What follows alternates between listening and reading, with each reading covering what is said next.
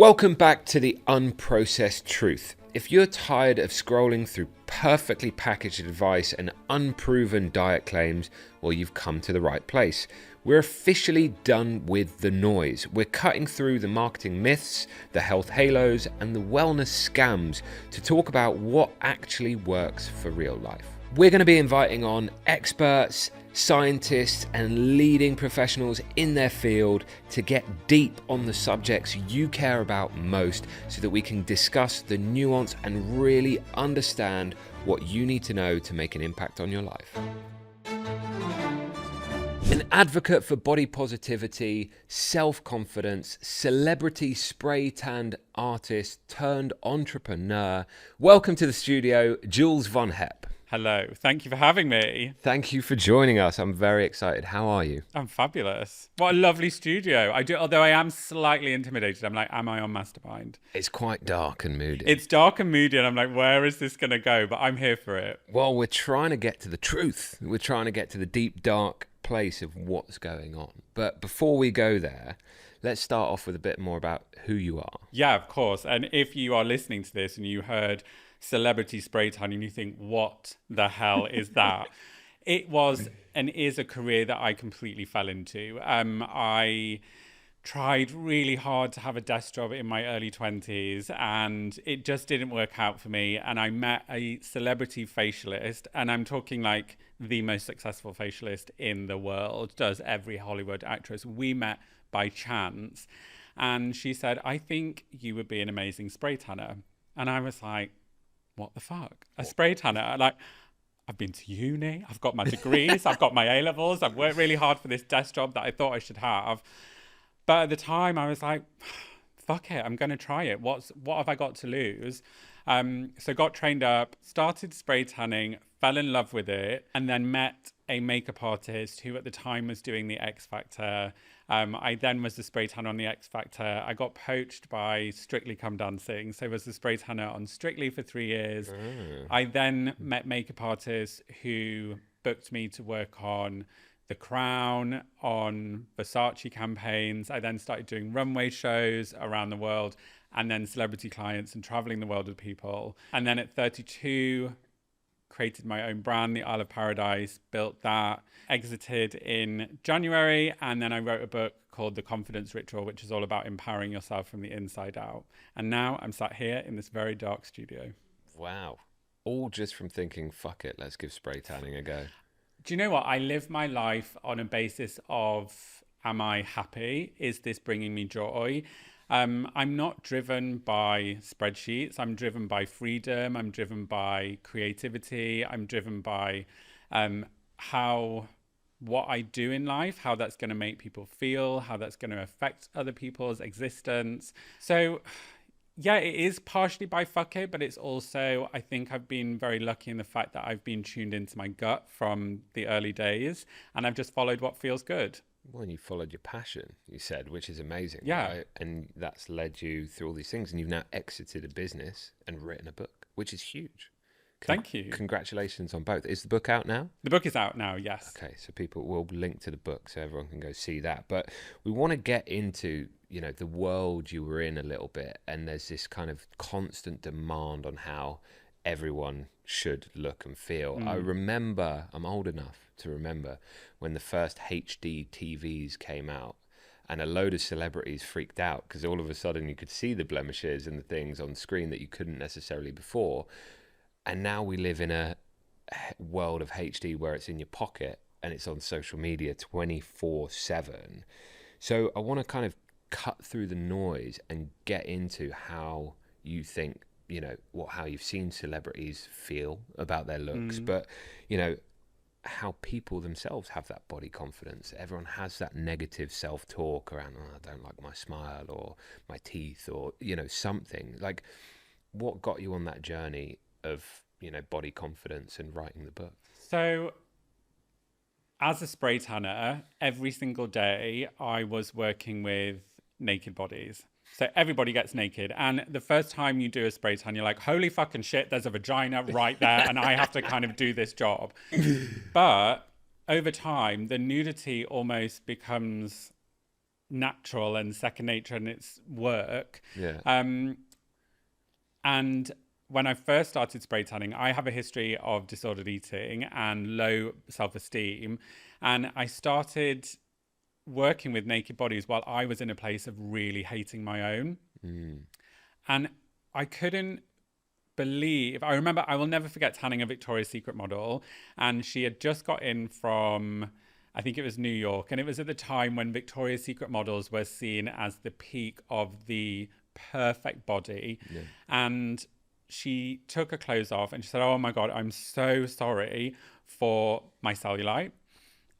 And I was like, hang on, you're supposed to be one of the most beautiful women in the world and you're apologizing. Okay. I then really started to notice that actually every client did it. And it was this moment where the jewelry, have you ever had a spray tan? No. Okay, so when you have a spray tan, everything comes off. The jewelry, the fragrance, the deodorant, the clothes, the hair goes up, or your makeup comes off. Usually your underwear comes off and you are there in a tanning tent. It's actually a liberating experience having it because you're naked with a stranger, not in an intimate way. You're there for a treatment. But as a spray tan artist, you actually see somebody for who they are. They've got nothing left to hide behind. And I really have seen people at their most insecure and their most vulnerable. And I'm not talking about just like one or two people. I'm talking about millions of people and people who are in the public eye. So that's politicians, celebrities, models, singers, actors, but also people who aren't in the public eye. Yeah. And everyone apologizes. Everyone apologizes. And I realized actually, is my body the problem or is society and the world we live in the problem? Because everyone who I'm meeting has been conditioned in one way, shape or form to hate how they look or hate something about themselves. They've been conditioned to lead with an apology about their body, but that's just something completely natural. And then I started to say, stop apologizing. What are you talking about? Like, there's actually nothing wrong with your body. And what I see is someone beautiful, engaging, interesting, funny. Maybe they're going through a hard time. I'm not seeing anything to do with your body because my car's on the meter. You've got to have this spray tan and we've got shit to do. Yeah. During that time working with naked bodies, I then started to change the way slowly I felt about my own body based on listening to everyone else's insecurities. I just thought, actually, my love handles is not a thing that I should hate because everybody has something that they're holding on to. Everyone. And even if they say they don't, chances are they will. Yeah. And then that led me to start sharing my journey publicly online about learning to like my body. And then when Isle of Paradise launched, it was all about body confidence and celebrating individuality.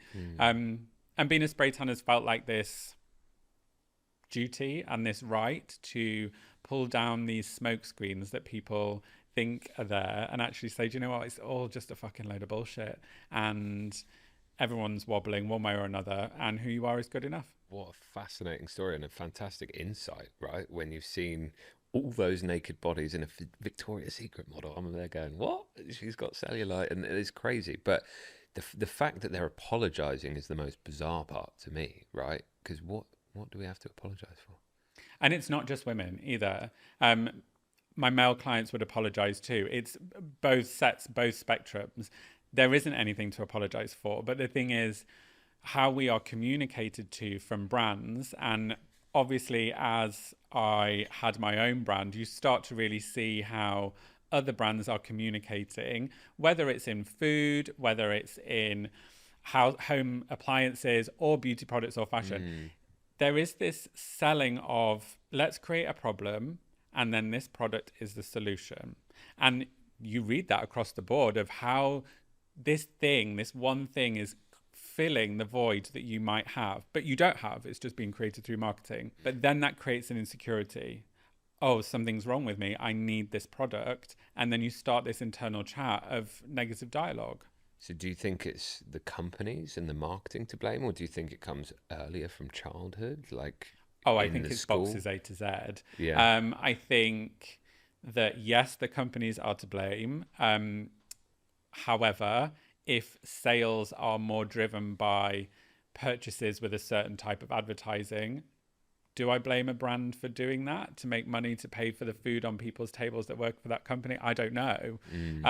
It's a difficult one. I always tried to push Isle of Paradise to be about empowerment, selling on empowerment and not on insecurities, which I think in the beauty space is easier to do than what people think. Yeah. I can't say for the other categories. But you must have run ads. Yeah, of course we ran ads, but the models were, I always push for the models to be smiling and happy and creating like a diverse bodyscape, which not a lot of brands do because, you know, the saying sex sells, and lots of businesses will just lean naturally into that. Why are models pouting all the time? Why aren't they smiling?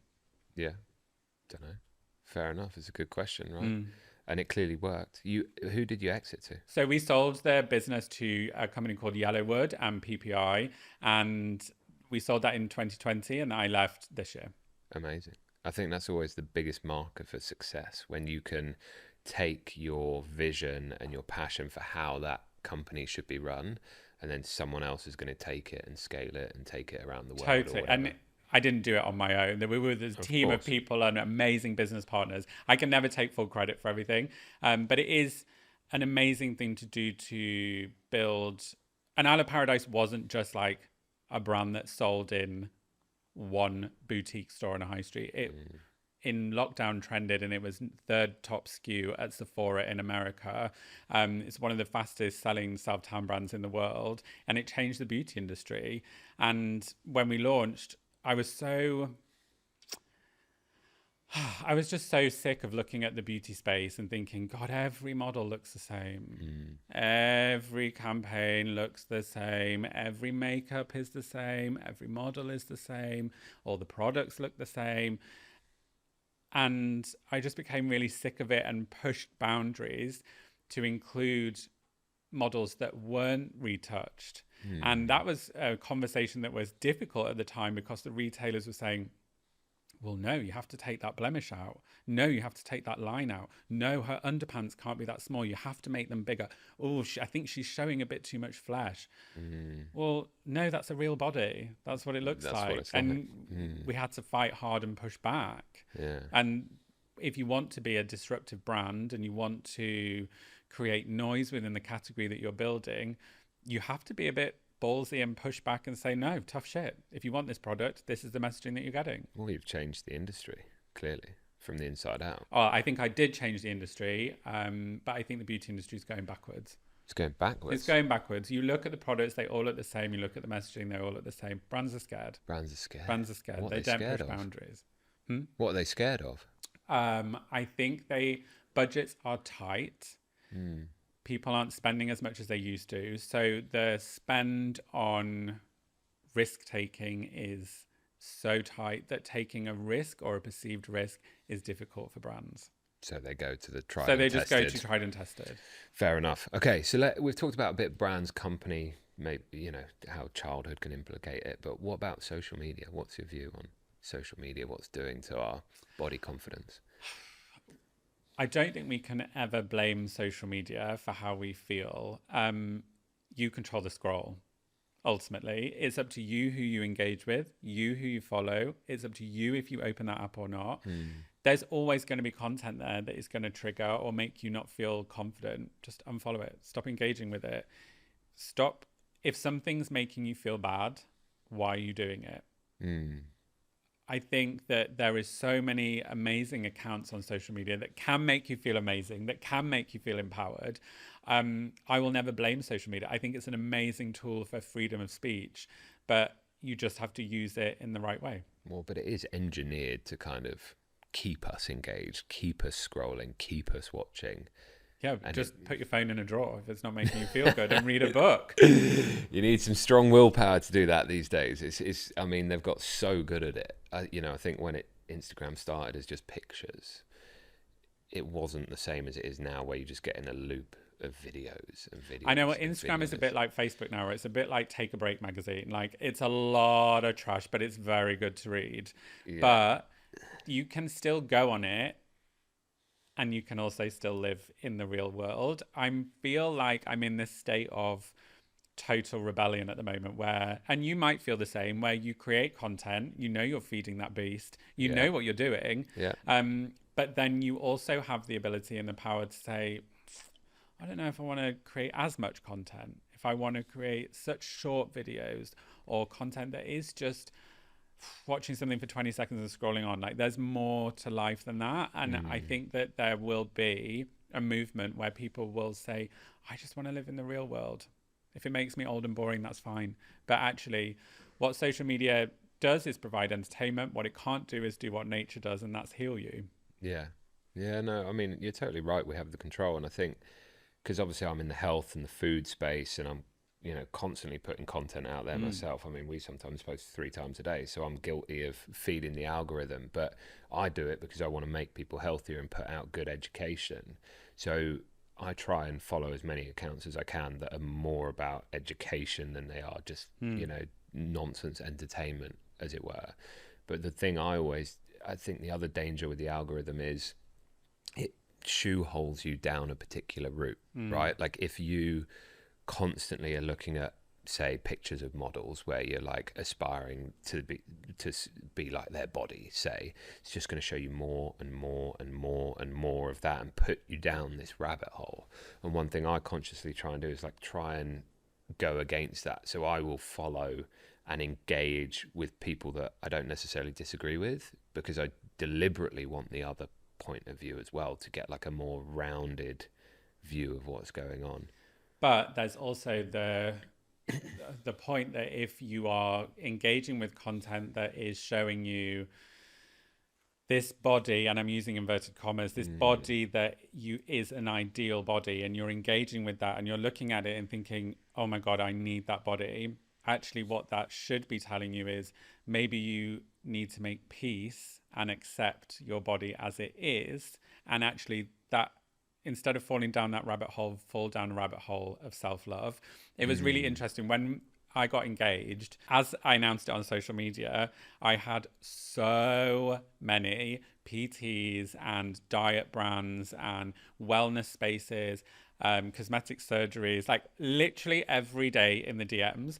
I was like, have I not made my fucking self clear in this content? Like, I'm quite happy as I am. Yeah. And I have seen it so many times with brides or celebrities who have got a big event or a big moment, a red carpet, and they go on this factory line of cosmetic changes, diet, shifting, everything about yourself. And obviously, as a spray tanner, you're one of the last people to see this person before they go onto the event. And 9 times out of 10, especially with people before their wedding, they just burst into tears before.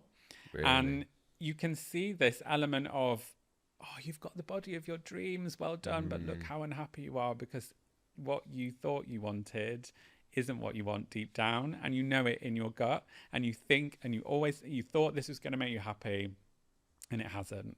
And now what? And now what? And so when we got engaged, I was like, I could go down that route, or I could actually go down a route of self-love.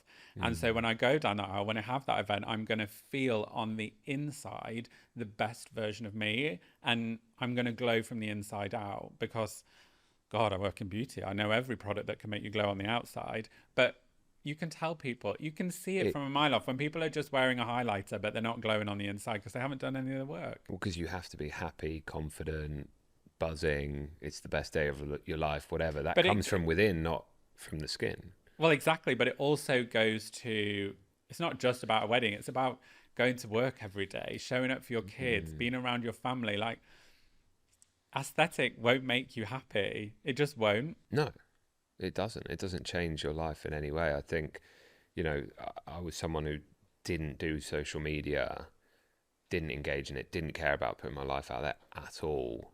And then through my job and wanting to share helpful health information, all of a sudden we got like 1.5 million followers across our channels, and everyone's like, oh, what's it like? You got the Daily Mail writing articles about you. And I'm just like, it doesn't do anything for me. Like, it doesn't change anything. It's like a number on a screen. It's totally meaningless. Like, sure, I've had some nice opportunities and we've got to do this podcast and other things because of it, But other than that, like everyone's always reaching for this superficial thing in the distance that when you get there, it's just like, you're still Oh my God, you. I hard relate to that. When we were launching Isle of Paradise, I remember, because when you work backstage, there is this there's talk all the time with other artists of like where you're going next, what client you're working with, and you're always just climbing this ladder. And the like anyone who's got that grit in them that wants to create something for themselves, you do want to launch your own business. You do want to launch your own brand. I remember launching Isle of Paradise, going to Vegas for Sephora, because Sephora have these big conferences. And they had this event, and it was a founder event, and everyone who's anyone was there. These big beauty founders, this table of like success. I remember thinking, oh my God, this is it. This is the table that I've always wanted to sit at. And I walked in and I sat down and I looked around and I was like, fuck, I just want to be in the pub with my mates. Like, they're way more fun. The conversation's way more interesting. I actually am not vibrating at the frequency of any of these people. And it was a really telling point of, I was in the waiting room waiting to go to this place that I thought I wanted to go to. And I got there and I was like, it's not where I want to be. And so I think you do have to listen to your gut. And to your point, like you think it's going to change and it's not, and nothing happens. Well, it's all from, you are just you. Sure, your experience and the stuff you do is different, but you're still you. Your message is obviously all about positivity, but if someone's like hating their reflection just in the dumps at the moment, where do you begin? Firstly, I fully relate to how that feels. I hated my body and hated my appearance for 20 years of my life. And I know how it feels to look in the mirror. And I say this when I host confidence workshops. Pick one thing that you like about yourself. And I have some people and some clients that say, I can't think of one thing. And we have to sit and I'll say, okay, well, this is what I think. And you just have to hold on to my opinion for now. So if you're in that place, ask your friend or a family member, what's one thing that they like about you? For me, I was always focusing and really hyper-focusing on the shape of my stomach, my love handles, my chest. I just hated it. And actually, I realized I could switch the conversation and focus on the things that I like. At the time, it was the only thing I could think of was my eyes. And then it became, actually, I like my legs. And then it grew from there. Okay. It's okay to not be okay. And it's okay to hate every aspect about where you are. The journey and the ship of body confidence and this wand that, I'm going to give you the perfect body. It doesn't exist, babes. Like you have to do the inner work, and you have to speak nice to yourself. The longest conversation you'll ever have in your entire life is with yourself. And when you look in front of the mirror, if you're going to speak to yourself like shit, well, you're going to stay in that place. You have the power from the moment you look in front of the mirror. Start saying nice things to yourself. Pick one thing, just one, that you like, and take it from there. And I think there is a misconception that body confidence and inner confidence is the destination that we get to. It's not. It's the journey. And the journey itself is going to be ups and downs, ins and outs. It's going to be hard. It's going to be gritty. There's going to be tears. But you keep doing the work. You keep saying nice things to yourself. It will shift and it will have a knock-on effect. That's such. I'm living proof. I'm literally living proof. I went from hating myself fully inside and out to now being proud of who I am and what I look like. Well, amazing, right? But that point around it's the process and the journey, not the destination, is so important, because I, as a founder of a company myself, I've always put a lot of I'll be happy when I achieve this, or when I've delivered this fundraise, or when I've got that retailer listing. That's been my mindset for best part of the last sort of 7-8 years. But actually, when you get there, it's just like the same shit again, and you're like, now the next founder life, you kind of destination. have to be a bit batshit crazy, and you have to want this next thing, because as the business grows and you are heading up a team, literally putting food on your staff's tables, then the revolving door doesn't stop revolving. But it's so important to practice gratitude. And I'm not saying light 12 white candles and sit on the floor in a circle and if you want to do it, God, go for it. Yeah. But it is important to practice gratitude and recognize actually what you've built and how far you've come and what you've learned and how that's shaping where you're going. I think so many founders, everyone actually, is heads down all the time, running on this treadmill, just like, oh my God, I've got to build this brand, I've got to get this thing, I've got to live this life that I think I should have. And actually, you can just get off the treadmill for just 5 minutes and go, wait, but what have I actually achieved and done? And be proud of it, because God, you could get hit by a bus tomorrow. We are so programmed to think that, you know, on our deathbed, perhaps somebody's going to go, okay, that was great, but we kind of fucked a few things up. We're going to go back to the beginning and you're going to get to do the whole thing again. It ain't going to happen. It's not going to happen. Life is happening right now. We are living it. It's moving all around us. And so don't be so focused on the grind and what's coming next. You know, you can stop and just go, this is amazing. But I think relating it back to people's bodies and that mirror self-talk, when you look at yourself in the morning, everyone's like, well, I just need to lose 1 more kilo. Oh, I just wish my abs were showing a bit more, right? They get in this very dark place around chasing that ideal body image. But I think you've said nourish, don't punish, because it's quite a punishing thing to do, to every day look in the mirror and go, oh, I don't like that. That's actually self-punishment. It is, but it's also, do you know what? It's also the easy option. If you want to take the easy route, because that's what brands are telling you to do, that's what every bit of marketing is coming to you, something's wrong with you. You have problems. You need this to fix it. Yeah, take that route. Take that route. If you want to live your life in this place of unhappiness, fine, take it. Makes no difference to me. It's your life. But deep down, I think you'll know that something isn't right. And you know, like I said, the conversation that you have is so important with yourself, and being your own best friend. No one else is going to have your back. No. Yeah, you could say your partner's going to have your back. Yes, they probably will to an extent, but you've got to have your own back, and you've got to be nice to yourself. It's okay to say, okay, God, I want to lose some weight. We live in a world that is focused on aesthetic, but your aesthetic is the least interesting thing about yourself. It's actually really fucking boring. If anyone in this studio talks about what I look like when I leave the room, it's on you. It's not on me. Yeah. It's not. What is important is what comes out of your mouth, what's in your brain, how you see the world. Your actions are way more important than your appearance. But nourish, not punish, is something that I say to myself a lot, because when you're in a place of body dysmorphia or eating disorders, it's all about control and it's all about punishment.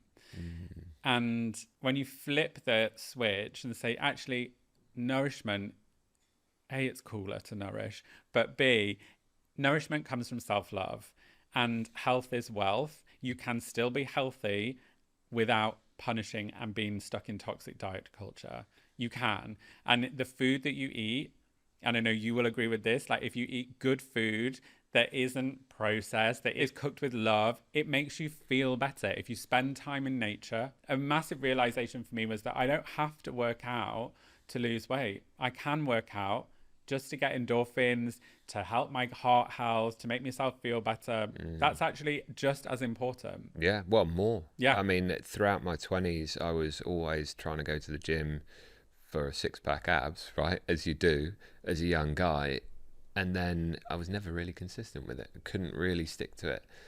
The moment I had kids, and I actually more framed it around, actually, I want to be healthy, live long, and be in my 60s, 70s, 80s healthy, and seeing my kids, my grandkids, and it became about longevity. I've never been more consistent, you know, because there's a different purpose. The aesthetics is just superficial. It's on the outside. And that's why I also say, you know, this whole calorie thing is bullshit, because actually it totally ignores nourishment, and it is punishment, because you're basically saying starve your body 24/7 and then you'll get what you want. Whereas in reality, if you just eat whole nourishing foods, I guarantee you'll probably lose weight and feel amazing, right? Which is actually all we want anyway. Because your body has natural satiety signals, and when you're just eating whole foods that have fiber in it and protein and good fats, it fills you up. If you eat McDonald's and empty calories of cereal and bread and crap, it doesn't fill you up, and then you're constantly chasing the next meal, and you're on this kind of guilt trip all the time, and it's tough for people.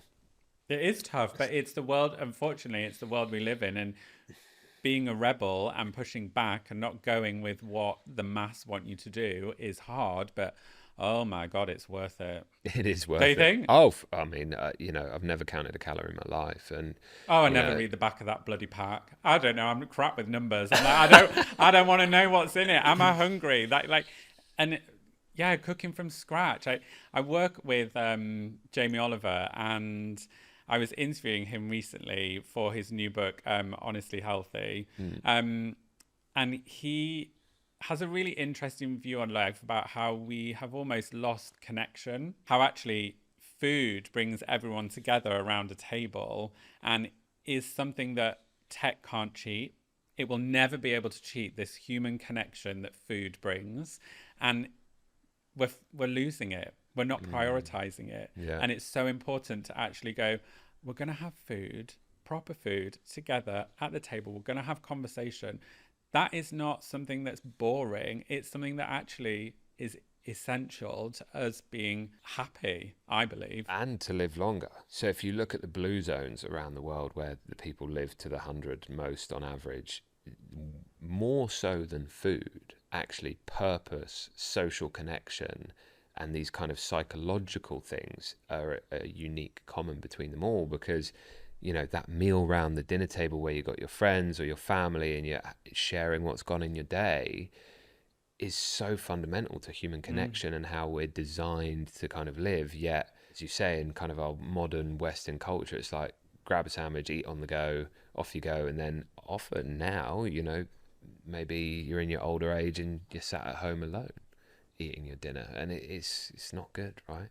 That connection, as Jamie says, to like real food that tech can never replace is so In key. a drawer, eat your meal, and just like the old school days, don't like. And I don't know. I mean, I'm going to be 40 next year, and I think there is this massive thing that we have to actually be this generation. Millennials are just going to have to be the generation of going, no, we need to be really annoying old people and say, no food, no phones at the table. We're going to eat and we're going to connect and like live our life in the present, because otherwise, we've seen the film WALL-E. It's all going to go that way. It's all yeah, that picture of the little carts they're driving Literally, around on it food haunts me. trolleys. It's awful. All right, so what's one food rule that you'd like people to break today? I believe that it's okay to eat everything you want if you want to, but if it's not good for you, don't do it a lot. I don't think that it's about wiping whole food categories out of your diet. If you want to have something, it's okay to have it, but just keep it like cake. You know where you stood with cake. You know what it's going to do. You know it's not the best thing for you. You know you're better having a piece of fruit before you start lecturing, yeah, we'll have a banana. But sometimes you just want cake. Yeah. And that's okay, but don't have cake for breakfast. Yeah, I mean, cake for breakfast is not a good idea. Unless it's your birthday. That's absolutely fine. That's fine. But this is where the trick is, right? Like, there's cereals that have more sugar in them than cake that people do eat for breakfast every day. Actually, I'm going to totally change my food thing now that we're unpacking it. Cook from scratch. And learn how to cook from scratch. And don't say that you can't cook. Teach yourself to cook. I did. One recipe every week or every month, and just keep doing it on repeat. Teach yourself how to cook from scratch, and food just totally changes. And always cook with love. You can tell the difference. How did you learn to cook? When did you learn to cook? When I was 21, I think. And look, admittedly, I did it because I was like, I really want to meet a cute guy. And if we... And you need to impress him. If I take a boy home, I need to cook a banging breakfast in the morning, and then that's it, snatched. Didn't work, that trick. But what it did do was teach me how to cook. And so every week I'd just cook one new recipe. Self-taught. You do literally it yourself. Self-taught. And I think it just comes with confidence. Well, absolutely. I think it's so fundamental. I totally agree. Everyone should learn to cook. And it is just trial and error. That's all it is. I don't follow a recipe. I just put a little bit of that in, taste it. It doesn't work. Okay, put a bit more of that in, and you just learn to balance flavors and crack on. Awesome. Well, let's talk about masculinity and the ideal male body, because you already talked about how you're going to, how you wanted to learn to cook so that you could impress a future boyfriend. At the time, what did you think of male body image? Were you going to the gym thinking, I need to get in shape to find my ideal partner as well? Was that part of it? No, in my 20s, I found gyms extremely terrifying. I found the fitness industry to be all about one aesthetic. I actually still think it is all about one aesthetic. Six-pack abs. Yeah, and God, it's so boring. For me in my 20s, it was all about starving and calorie counting and deprivation. I used to do a lot of tans for Versace campaigns, and Versace, if you think of any male model in a Versace campaign, they are ripped and they are tanned and they are oiled up. And I can tell you now, they hadn't eaten, like, well, any male model before a big shoot won't have eaten a lot anyway, and usually they drink red wine before and the night before, so it dehydrates their muscles. And then on the day, there is someone like me with a little bronzer brush just sculpting everything and oiling everything and highlighting all their like clavicles, their décolletage, like shading their knees, everything. So they don't even look like that. They don't, what the image that you see in the campaigns, that model doesn't even look like that day to day. Well, no, because how can they, right? You say they drink red wine the night before to dehydrate themselves, and they've probably been starving themselves for a few days to like remove all the water weight, and then yeah, you're left with this perfectly well and shaded, right? They shade around the abs. Shaded. I could tell you the exact brushes that I used to use to do it. Never compare yourself to these images in campaigns, because that model, that celebrity, they don't even look like that. No, it's not real. But how do you think it is for guys today to talk about how they look and feel in their I body? think it's still really difficult. If you look at the campaigns, say for underwear or swimwear or fitness, the models that are used by brands are traditional, one size, six-pack, that male model. So the ideal body shape for a male model or for a man hasn't changed. No. I think also the term dad bod is incredibly derogatory, yet it's just thrown around. I actually don't think there is enough conversation about how men feel in their body, and how, not just in the gay world, but also in the straight world, how our bodies change through time, and we're all carrying something. So how do you think we can get raw with people and give them one real truth about confidence and their body image and change that? I think, take it from me as someone who's looked at naked bodies for most of their career, everybody is apologizing. And also open up the conversation. Start talking. And if you don't want to talk to your best friend or your partner or a family member, you can open up elsewhere. You don't have to have the same conversation with everyone. You can have different conversations with different people, and some people you open up with deeper than others. That's okay. But know that how you feel in your body, it's okay to not love it. It's just part of the journey. And if you want to love how you look, if you want to take this cloak off, this weighted number that is pulling you down and not making you feel good, you can do it. Well, and you can talk, because I always find if you just talk to someone about that thing that's like weighing you down or making you feel conscious or self-conscious, actually just talking it out loud can just release it, because that fear and that reaction you're expecting just isn't going to be there, right? But if you struggle to have that conversation, great places to do it are in a car and on a walk, when you're not actually looking at the person. You're next to each other, so you feel like you're talking. You can feel the energy there. And I do this with some of my friends who if they are struggling and I can tell they're struggling, we will go for a walk, or I'll say, oh, let's go to the pub, or let's go for dinner, but I'll pick you up. And then we start a conversation in the car, and it just opens things up. And remember, listening is a skill. If you have a friend that's not feeling right and you can tell, ask how they are twice. How are you? They'll say fine. Yeah. But how are you? And then they'll open up. Really great advice. Well, and I think the listening point is key as well, because I'm like a doer and a fixer in general, right? So when my wife will tell me something, I'll be trying to find a solution, but she just wants someone to listen to, or someone to listen to her, right? And just so she can speak it out loud and share what's going on for her. And I'm there already trying to fix it and go, oh, we can do this, we can do that. And she's like, let's just shut up. Just Yeah, fucking because listen. you can't numb people's feelings. And if people need to let their feelings come out to the surface, you have to listen, pause, and validate those feelings, because if you feel it, it's real. And it's okay to feel like that. Your feelings are completely valid. Let it all come out and then unpack it together. But I think a common mistake that people make is hear the first bit and try to fix it straight away.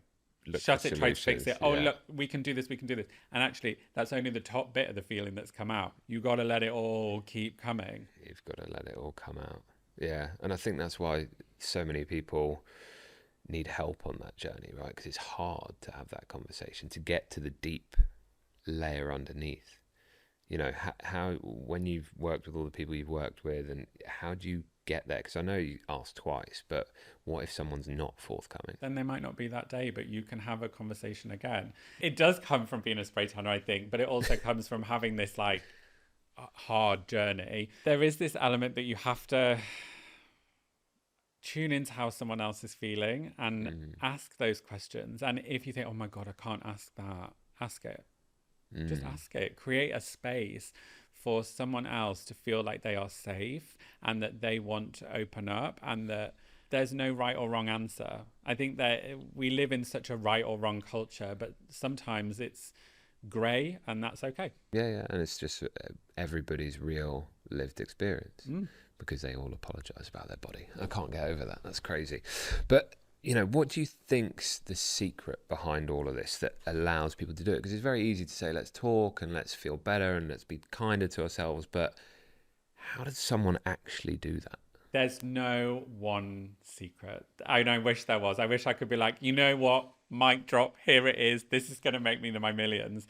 But it's actually about lots of little levers that need to be pulled. So have conversations, say nice things to yourself, hang out with people that make you feel good.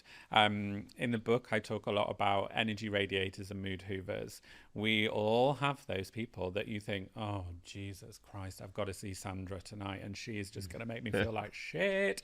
And after I see her, I'm not going to be able to shake that negative energy. That is a mood hoover right there. Mood hoovers live in this space that they are not, they're not happy with their own life. And that's okay. That's their current place. Or you have energy radiators, people who lift you up, make you feel amazing, make you feel like the best version of yourself. You don't have to put on a front to be around them. You need to think about who you're hanging out with, and if someone's bringing you joy or if they're bringing you down. And that's okay. And also work out not to shrink your body, but to give yourself endorphins. Yeah, absolutely. Got to be much more conscious. I'm sorry. I wish I could give you that one pill answer. I really do, but I like, it's so layered. There's so many different methods, and what will work for one person at one stage in their life won't work for another in that stage. Well, and that's just the reality of it, right? That's how, if it was that easy, it's, you know, we'd all be doing it, but the reality is we're not. But I think your point around, you know, actually choosing who you spend time with is really important, because I feel like people feel like they're obliged to go and see Sandra the mood hoover, right? Like, because she's your friend. But we don't give ourselves permission to say, actually, do you know what? I don't really enjoy it, so I'm not going to do that anymore. We all know what happened to Anne Boleyn, don't we? You can do that to friendships. You can just behead and say no more. Chop them off. Chop them off. That's it. Like, what's the point in having this dead weight hanging on if it's not making you feel good anymore? If your views aren't aligning, if you're not feeling that empowered, why are you hanging out with this person? Because that's not making you feel great. Go on then, give us an example of how you've Anne Boleyn'd someone in your life. God. Well, take one example. There was one friend who I would be around, and she would constantly comment on the size of her body, how many calories she was eating, the type of watch she had, the type of clothes she was wearing. She lived a very materialistic, luxury life where everything was based on aesthetic. And I noticed that when we met up, the conversation was always about her. And there was no questions, there was no inquisitiveness about anybody else's life.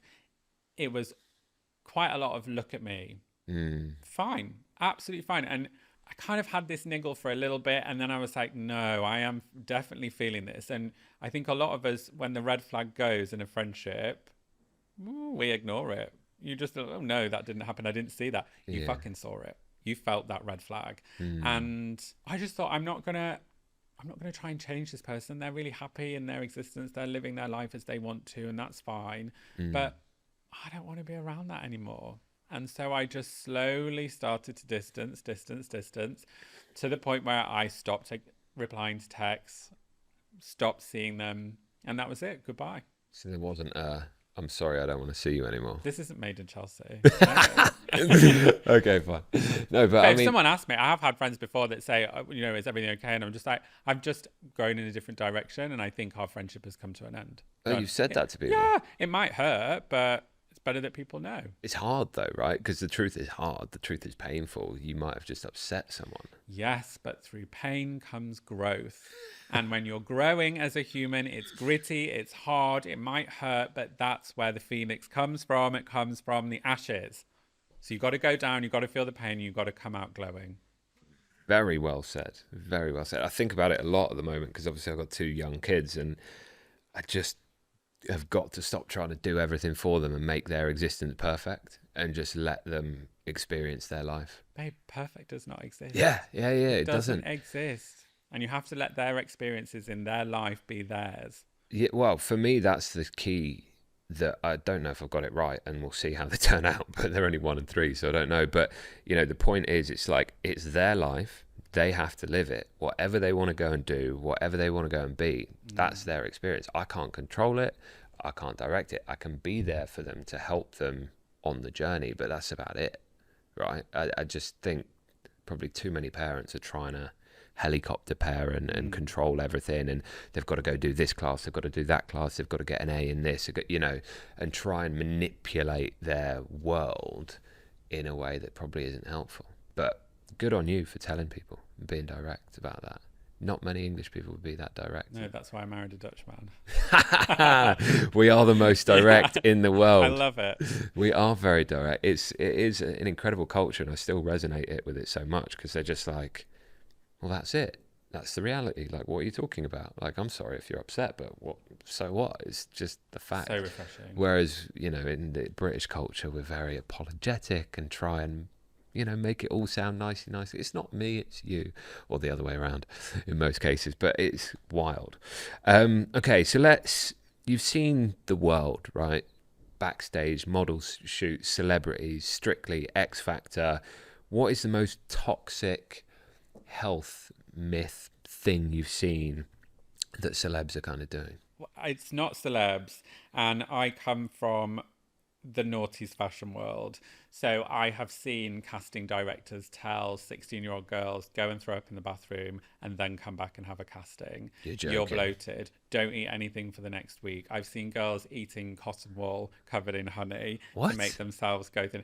Literally, I have seen everything. Nothing shocks me anymore. Yeah, I mean, I think that's probably where the most toxic culture lies, in fashion, but fashion way back. I don't know what it's like now. I don't really work in that industry anymore. But you see the rise of thin is in and going back to size 0, and you think, oh God, I hope everyone's doing this safely. Well, there isn't one way to do it safely, is there? Yeah, I mean, that's crazy. Eating cotton wool buds covered in honey. What? Why? So they go to the toilet or something? No, so it just fills. So it keeps it fills you up because you just haven't eaten. Probably shouldn't even give that tip. That's probably great. Well, no, it's not a tip. That's very dangerous. I'm sure. Like, we shouldn't be eating cotton wool. Jesus Christ, there's definitely no nourishment in that. Although honey's not so bad. It's not what you want to be doing. That is crazy. So on the other side, then, not cotton wool, from these celebrities, A-listers, fashion models, what are you seeing them eat diet-wise, nourishing their body? What's going on in that space? I love food. Like the good side, not always just the bad. I see a lot of resistance of ultra-processed foods. I do. Yeah, I see a lot of that, of cooking from scratch, of eating super healthy. And actually, yeah, that's the main thing that I see across the board, actually, with celebs and with models. And it's been like that I would say, for a good while. I also really try and watch how much processed food I eat. And if I don't know what the ingredient is on the back of the pack, I have to have a think. Am I going to eat that or am I not going to eat that? My one weakness is oat milk, because oat milk, I know how bad it is for me, but it's like having a Marlboro Light. You know, I shouldn't have it, but fuck, it feels good sometimes. So It's definitely better than a Marlboro Light. You're all right. But I mean, that's really good to hear and encouraging, because, you know, actually these people, whilst they are taking an interest in how they look, and there's psychological issues that may come with that and they push it to extremes, the reality is they're starting to understand, actually, eat real food and you'll probably feel better, look better, like you say, radiance from within, and their bodies will be nourished and able to do stuff in a way, you know, especially if you're on X Factor and Strictly and performing on stage, your body but needs to sometimes, work. God, when I first started working in TV, the food backstage is terrible. I don't know what I haven't worked in backstage for a few years now, but I remember doing Strictly, and it was right next door to a massive Tesco, and just all the food was like processed sandwiches and processed. There wasn't anything, like, you couldn't eat anything. Yeah. So it's hard, and you're on the move all the time. And I think people think that TV and film is really glamorous. It's not. Backstage, it's scrappy, and sometimes you're on location, and the only thing is one tiny shop that only serves one type of sandwich, and you're really hungry, and if you're going to be in a bad mood before you shoot, then you've got to eat it. Oh yeah, I mean, I know it firsthand because my wife Anya, she was on Strictly, and we toured. Well, she toured the country doing a show around all the theatres, dancing, and you essentially live in a Premier Inn for 3 months, and, you know, depends where you get to the next town at what time to what's open, and you're lucky if you can just get anything from a supermarket, right? And it got to the point with Anya that we were traveling around with our own fridge, like a little portable fridge, so that we could actually try and take good food, because it's horrendous. And if you just go, oh, it's fine, I'll just eat what I'm eating, then before you know it, you're unhealthy, feeling rough. It's brutal. Definitely not glamorous, that's for sure. But in your opinion then, what's one of the most underrated areas of health that, you know, people haven't really woken up to yet in the beauty industry? Well, I don't think it's the beauty industry. I think it's in general. I think that there is this misconception that being fit means being skinny, and that your body shape reflects your fitness. I don't think that is the case. I actually did a high rocks class recently, and the instructor was like, "Oh, have you done a high rocks before?" I was like, "Yeah." And I did it, and he came over halfway through, and he's like, "Oh, you're actually pretty fit, aren't you?" And I said, "Well, joke's on you, pal. You judge my body by the shape. Like, I can do this class. Just don't you go there." Yeah. But again, we go back to the brands and how they communicate and what the fitness industry looks like. And it's almost like within the fitness world, you have the token curve model, and then everyone else is ripped to fuck. There's no normal body used within these campaigns. There's no relatability. I remember doing a job for Lululemon, and on the video, I was interviewing people on the street. And on the video, so many people commented, "Why is this person being the face of Lululemon, and why have you booked him to talk about fitness?" Oh my God, I sat for days afterwards thinking, "Oh my God, look at my body, it's so bad." But that is the problem. There is this, it's just not being sold to or communicated properly that you don't have to have a six-pack in order to be fit. And then I think that in itself stops people from going to the gym or working out, because they think, I don't have that body, that industry, or that life is not for me. Well, because, I mean, you touched on something there that's interesting, because you mentioned, like, there's no real bodies. You've got either ultra skinny, or then you get the kind of woke pushback of, let's put people who are overweight on the cover and say this is perfect and it's fine, and it's not to judge them, but they're kind of, I didn't say woke overweight, I said token curve. Sorry, token curve. I said woke, that's my fault. But my point is more that we go from one extreme to the other. We don't actually just go, what's normal, what's real, what's most people's experience. The spectrum is real. Use athletic bodies, use curve bodies, but use bodies in between as well. We did a shoot with Ala Paradise called Get Body Posi, and we used a real broad range of bodies within this campaign. And I remember receiving messages from people saying, I'm actually crying because I can relate to somebody in that campaign, just one person. But it's a lot of work to do that. Sometimes you need to move your budgets around in order to put that money in the right place. But fitness brands really need to wake up and use their position for good and create products. You can't expect everyone to have that body in the campaign that you're showing if you're not making the sizes to help people get fitter, and also show people that it's okay if that is your body and you want to work out. We have you're not displaying everything properly. You're not displaying your full brand values. Yeah, I totally agree. But you touched on there after the video you were doing for Lululemon, that you for days were going, what's wrong with, it questioned your own body self-confidence. But you've written the book on body confidence, so is there ever such a thing as true body confidence if even you have doubts? Well, it's not the destination. It's not the destination. You don't suddenly get to the palace of confidence and you walk in, you're like, oh, I'm here, I'll put my feet up, I've made it. No, because your back catalogue is a history maybe of body dysmorphia or feeling low. So when someone does say something, oh yeah, we're pulling up all the baggage from the back. It's all coming back up and you're going, I wrote a piece for Attitude magazine the other week and it was all about body positivity within the LGBTQ space. And someone underneath left this comment and they said, how can you write this? You're just lazy and fat. And I read it and I was like, no, I'm fine. I'm absolutely fine. And that comment has been blilling around in my head for like 2-3 weeks after.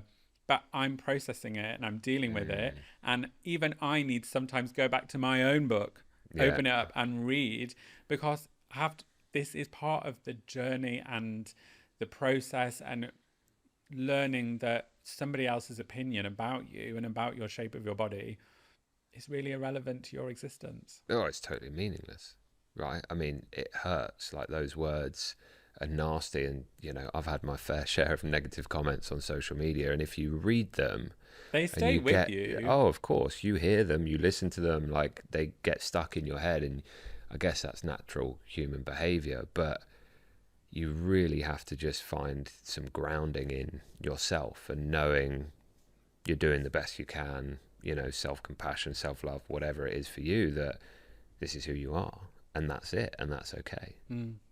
But you're normally your own worst self-critic, other than all the but if you've got some demon in the corner telling you all the things that you don't want to hear, it doesn't help. It doesn't help. No. If you haven't got anything nice to say, Darren, don't say anything at all. I mean, there's a lot of people who, love to get in the comments and say some pretty wrong and nasty things, and they don't consider it because it doesn't have any real world impact or consequences, right? Like, they would never say it in a room to your face. And I think that's part of the issue. Like, it's created this echo chamber on social media that people can say what they like and there's no repercussions. And now, I'm not saying I agree with the government locking up people for social media posts in a world where we should have free speech, but there should be some kind of don't be a dick on social media recourse like there would be in the real world. Because if you're going to be a dick to me, I'm going to, have an argument with you or whatever, who knows? But people, I don't know how we get past that behavior in the social world. Do you have any thoughts on that? I think I'm so at peace with who I am that I have no desire to tear down someone else. And if you're the kind of person who leaves negative comments on somebody else's post, actually, maybe you're not okay. And why are you doing that? And I think I'm not going to go into the whole, like, let's unpack it and get down to the nitty gritty, because I just don't vibrate at that frequency. I vibrate higher than that. And I'm like, whatever, that's fine. But I'm not engaging in that. No, but that's a very good way and that's to my look at choice. it. Yeah, but that's a very good way to look at it, right? Rise above it, ignore it, it's meaningless. And often, as you say, it's actually coming from their own insecurity or jealousy or something, that's making them feel the need that they have to do that. So let's finish on a question. What does health mean to you? Health means mental peace for me. I think that I know that if my brain is the happiest, then everything else will flow as it's supposed to. I'm working out because I'm working out not for the shape of my body, but for the shape of my mind. I'm eating foods that are going to nourish me, make me feel good. It all links back to feeling, but this all comes from mental health. If my mental health is wobbling, if I'm not feeling okay, I lean into foods that I know aren't good for me because I'm comfort eating. Then that then has a knock-on effect to my body, then to my fitness, and then the spiral starts. So health is when I'm at peace upstairs and everything else is flowing as it's intended. Mental peace. Yeah. I love it. Peace is a great word. You know, just having that stillness and calmness within. I always name each year, I give a word for the year. And my word last year was inner peace. And then this year it was ascension. But next year I'm thinking wholesome. But inner peace is something that I consistently go back to of, am I at a place of inner peace? Am I protecting my inner peace? And we don't always focus on that. We don't flow with inner peace in our focus. And I think that massively has a knock-on effect to our day-to-day. So focus on your inner peace. Okay, well, we can't end there because I want to know one quick thing you do to protect your inner peace. Oh my God, I lock the door and I don't see anyone for days. I hang out with people that make me feel good. I dance in my kitchen. I have fun. I live my life like it's my last day on earth. And I say, fuck it, go on then. That is honestly like how I protect my inner peace. I just live in the now. Fuck it, go on then. That's the best way to end. I love it. Thank you so much, Jules. It's been a pleasure having you on the Unprocessed Truth. And I think there's loads of great insights there for people, how they can live with inner peace and more body confidence. Thank you for having me.